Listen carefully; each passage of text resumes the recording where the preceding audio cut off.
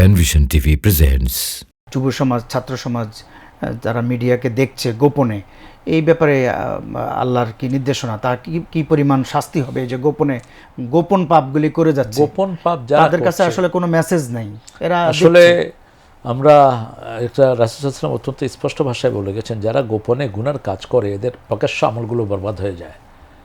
যারা গোপনে বিভিন্ন রকমের কাজগুলো করছে, এই জন্য মা জহরা মিনহা মা বাতান, যা প্রকাশ্যে নোংরামি এবং যা গোপনে, সবটাই আপনাকে পরিহার করতে হবে।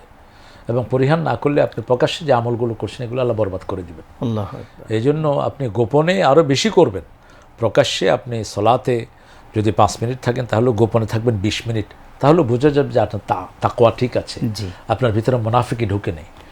আর যদি প্রকাশ্যে আপনি ভালো কাজ করেন, গোপনে খারাপ কাজ করে আনন্দ পান, তাহলে বুঝতে হবে আপনার ভিতরটা শেষ হয়ে গেছে এবং আমলগুলো নষ্ট হয়ে যাচ্ছে আপনার। তাড়াতাড়ি তওবা করে আপনি ফিরে আসেন। আল্লাহ যেন আমাদেরকে তৌফিক দান করে।